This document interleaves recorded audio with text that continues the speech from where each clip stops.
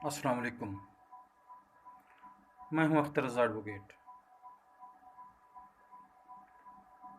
हमारे मुल्क का निज़ाम जो है वो कोई इंसाफ पर मबनी नहीं है। इस मुल्क के अंदर इंसाफ नापैद हो चुका है। हर तरफ जुल्म का राज है। जगह जगह करिया करिया ये दास्तानें और कहानियाँ मौजूद हैं। यहाँ पर इंसाफ चंद लोगों या चंद घरानों को ही मिल सकता है, वरना ये निज़ाम कलेप्स कर गया है, फलाप हो गया है। और ये निज़ाम एक आम आदमी को उम्मीद नहीं दे सकता। देखें, पिछले दिनों की बात है, एक एमएनए ने नाजिम जोखियों को कत्ल किया था। उसमें ये हुआ कि उसकी बीवी को मजबूर कर दिया गया कि वो सुलह करे, और उसने कहा कि मैं अपने बच्चों की ज़िंदगी के लिए सुलह कर रही हूँ, क्योंकि उसको थ्रेट थी। उसने ये भी कहा कि उसके साथ जितने भी लोग थे उसके अजीज़, वो सारे उसे छोड़ गए थे क्योंकि उनको थ्रेट था। फिर उसी एमएनए जो दुबई भाग गया था इस कत्ल के बाद, उसको लाया गया। उसको सिंध हुकूमत ने प्रोटेक्शन दी, बेल पूरी कराई, और उसे प्रोटोकॉल के साथ कौमी असम्बली में पेश किया गया। ये एक वाक़या है। आप खुद देख लीजिए कि एक गरीब आदमी को कितना तहफ़्फ़ुज़ हासिल है।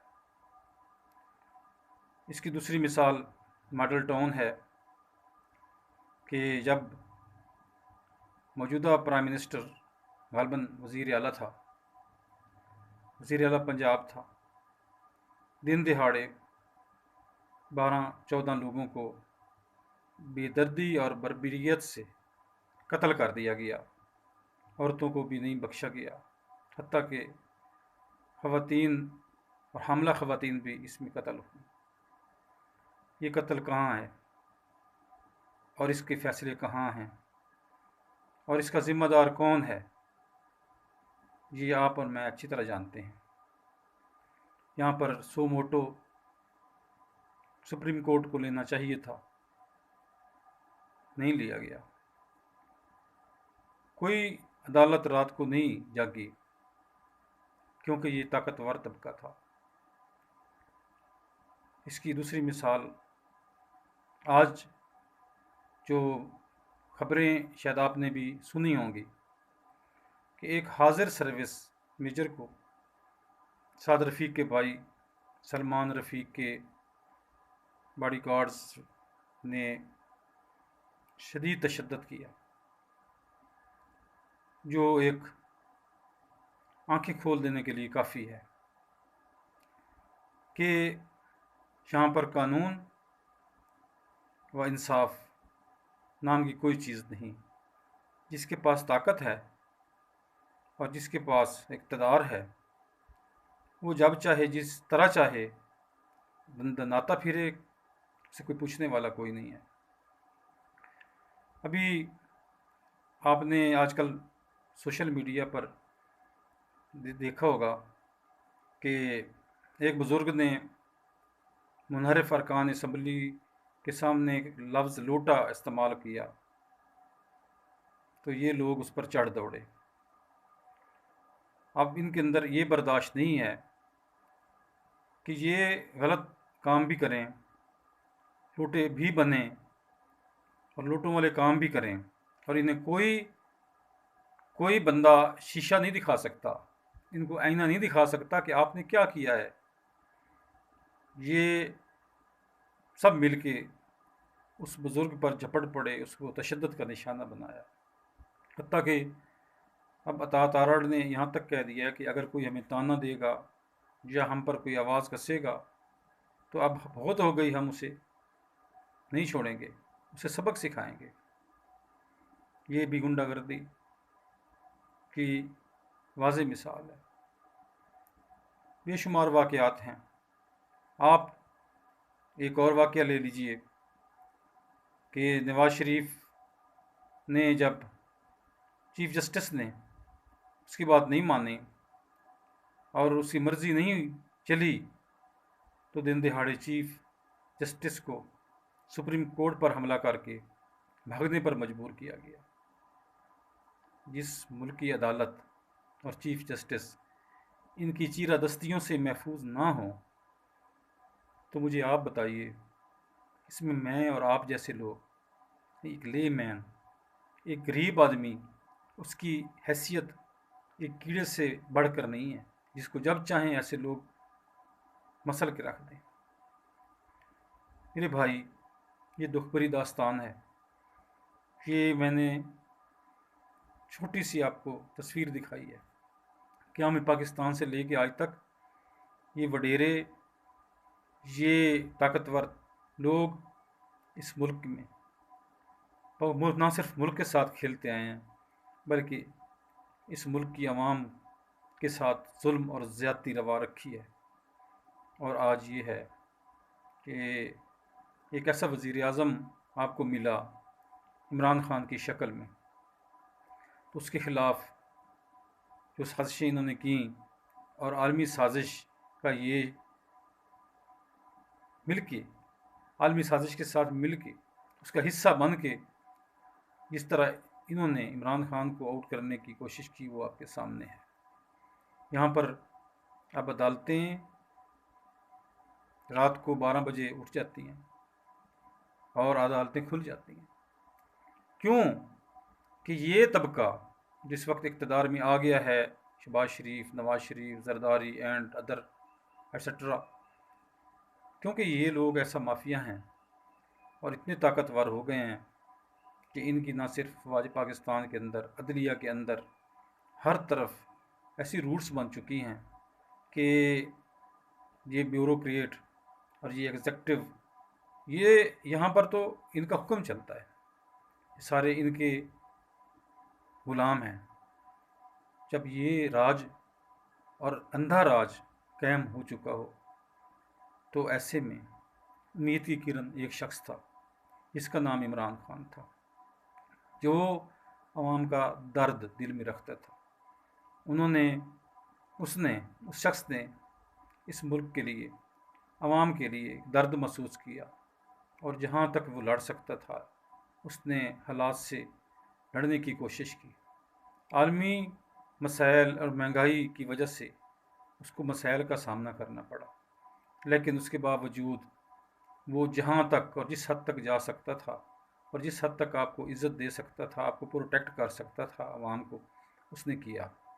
لیکن آخرکار جب اس قومی مافیا نے، پاکستان کے مافیا نے اور انٹرنیشنل مافیا نے جب دیکھ لیا کہ یہ شخص ہمارے ساتھ نہیں چل سکتا، یہ ہماری امنگوں پر پورا نہیں اتر سکتا، تو اس کے بعد سازشوں کے نتیجے میں اس بندے کو اقتدار سے نکال دیا گیا۔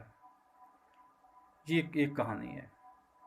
اب دوسری کہانی یہاں پہ شروع ہوتی ہے کہ اگر ہم نے آج عمران خان کے حق میں سٹینڈ نہ کیا اور ان کے خلاف کھڑے نہ ہوئے تو پھر کیا ہوگا؟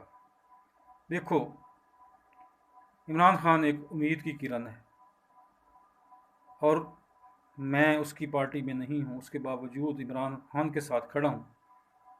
کیوں کھڑا ہوں؟ اس لیے کہ عمران خان نے ایک طرف تو قومی سطح پر اور بین الاقوامی سطح پر پاکستان کا وقار بلند کیا۔ جو کچھ ہم سوچتے تھے، مجھے یاد ہے جب بچپن سے لے کے آج تک جو میں کہتا تھا کہ ہمارے حکمران ایسے ہوں کہ وہ ایسی طاقتور لوگوں کی آنکھوں میں آنکھیں ڈال کر بات کریں، اس شخص نے وہ باتیں کی۔ ہم جو کہتے تھے کہ امریکہ یا عالمی سطح پر پاکستان کا امیج پیش کیا جائے، دہشت گردی کے حوالے سے معاملات کو کلیئر کیا جائے، اس شخص نے وہ کام کیے۔ نبی صلی اللہ علیہ وسلم کی حرمت کے حوالے سے اس شخص نے جو کیا وہ آپ کے سامنے ہے۔ کشمیر کے حوالے سے جو ہم موقف چاہتے تھے کہ انڈیا کے ساتھ تجارت بند ہو جب تک یہ معاملات حل نہیں ہوتے، تو اس نے انڈیا کو جو رسپونڈ کیا، اس سے اچھا رسپونڈ نہیں کیا جا سکتا تھا۔ اس سب کے باوجود آج عمران خان کو اگر حکومت سے نکال دیا گیا ہے تو عوام نے عمران خان کا ساتھ دیا ہے، اور جس طرح آپ لوگ اور ہم سب اس کو رسپونڈ کر رہے ہیں، انشاءاللہ عمران خان ضرور دوبارہ پاور میں آئے گا۔ لیکن اس سے پہلے آپ اپنی آنکھیں کھلی رکھیں کہ یہ جو بدماش ہے، یہ جو گنڈے ہیں، یہ ڈاکو ہیں، یہ چور ہیں، یہ لفظ ان کے لیے بہت کم ہے۔ ان کا سامنا کرنے کے لیے اور ان سے نپٹنے کے لیے عمران خان کو مضبوط کرنا بہت ضروری ہے۔ ایسی قوتوں کو مضبوط کرنا بہت ضروری ہے جو پاکستان کی خیر خواہ ہیں۔ آج جس طرح آپ نے پشاور میں گیدرنگ کی، عوام نے جو گیدرنگ کی ہے، اور اب جو کراچی میں کرنے جا رہے ہیں، ہر دفعہ ہر گیدرنگ کو دوسری گیدرنگ سے زیادہ ہونا چاہیے۔ آپ لوگ اس وقت تک نہ بیٹھیں جب تک یہ ظالم، یہ لٹیرے، یہ چور، یہ ڈاکو، یہ سزا یافتہ لوگ اس منظرنامے سے غائب نہیں ہو جاتے۔ خدا نہ خواستہ اگر ہم اور آپ اس مقصد میں کامیاب نہ ہو سکے اور ہم نے ہاتھ کھڑے کر دیے اور ہتھیار پھینک دیے، اور ہم نے عمران خان کا ساتھ نہ دیا، تو پھر اس کے بعد کیا ہوگا؟ دیکھیں، یہ لوگ بہت جونکے ہیں، انہوں نے اس ملک کا خون پیا ہے، اور پھر اس کے بعد ان کو بند ماننے والا کوئی نہیں ہوگا۔ اس کے بعد کیا ہوگا؟ یہ لوگ ہم پر فرعونوں کی طرح اور نمرود کی طرح اور ڈکٹیٹرز کی طرح یہ ہم پر حکمرانی کریں گے۔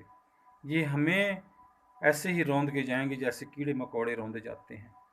پھر یہی نہیں ہوگا، پھر کچھ سر پھرے اٹھیں گے۔ پھر اس کے بعد کیا ہوگا؟ اگر عمران خان ناکام ہو جاتا ہے اور ہم اس کو کامیاب نہیں کراتے، تو پھر یہی ہوگا کہ یا تو یہ راج کریں گے یا پھر خونی انقلاب آئے گا۔ اگر عمران خان ناکام ہو گیا تو پھر خونی انقلاب ہوگا۔ کیوں کہ آخر ظلم کی ایک حد ہوتی ہے۔ 70 سال تک انہوں نے ملک کا خون پیا ہے، 70 سال تک انہوں نے ظلم کا راج قائم کر رکھا ہے۔ اگر یہ ظلم کا راج چلتا رہا تو اس کی ایک حد ہے۔ جب وہ حد ختم ہوتی ہے تو پھر اس کے پاس ایک ریزسٹنس پاور کھڑی ہوتی ہے جو اس کے آگے بند باندھنے کی کوشش کرتی ہے۔ اگر قانون اور قانون کے رکھوالے، اگر عدالتیں اور ادارے ایسے مافیا کے سامنے بے بس جب ہو جاتے ہیں یا پھر ان کا حصہ بن جاتے ہیں، تو پھر افراتفری اور فتنہ اور فساد شروع ہو جاتا ہے۔ پھر عوام کھڑی ہوتی ہے، اور پھر وہ عوام پھر ہجوم نکلتا ہے، اور پھر وہ گلی اور محلے میں خود ہی فیصلہ کرنا شروع ہو جاتے ہیں۔ وہاں سے پھر کیا ہوتا ہے؟ پھر وہاں سے خونی انقلاب برپا ہوتا ہے، کیونکہ اب یہ فیصلہ یہ عدالتوں نے نہیں کرنا بلکہ یہ عوام نے کرنا ہے۔ اب عوام کا فیصلہ جو ہے وہ ان کی مرضی کا ہوگا۔ اس سے پہلے کہ ہم اس مقام تک پہنچیں جس کے بعد کوئی راستہ نہیں ہے، جب ہم بند گلی میں آ جائیں اور اس کے بعد تمام راستے بند ہو جائیں، اس سے پہلے ہمیں وہ راستہ نکالنا ہوگا جو خوشگوار ہے، جو پاکستان کے حق میں ہے، اور جو بہترین راستہ ہے کہ عمران خان ایک لیڈر ہے جس نے پاکستان کے ساتھ وفا کی ہے، پاکستان کے آئین کے ساتھ کھڑا ہوا ہے، پاکستان کے دستور کو بلند کیا ہے، جس نے شکایت کے باوجود عدالتوں پر حملہ نہیں کیا، جس نے تکلیف کے باوجود اسٹیبلشمنٹ کو برا بھلا نہیں کہا، جو پاکستان کے ساتھ کھڑا ہے۔ اگر ہم اس کے ساتھ کھڑے نہیں ہوتے تو پھر خونی انقلاب آئے گا، اور یہ بہت خطرناک ہوگا، یہ خس و خاشاک کو بہا کر لے جائے گا۔ اس لیے پرامن اور خوشگوار انقلاب کے لیے عمران خان کا ساتھ دینا اشد ضروری ہے۔ آئیں ہم عہد کریں کہ ایسی طاقتوں کو جو عمران خان اور اس کے ساتھ کھڑی ہیں اور وہ پاکستان کی خیر خواہ ہیں، ہم ان کے ساتھ کھڑے ہوں ایک خوبصورت اور خوشگوار انقلاب کے لیے، ایک کامیاب اور باعزم اور باوقار پاکستان کے لیے۔ اللہ ہمارا حامی و ناصر ہو۔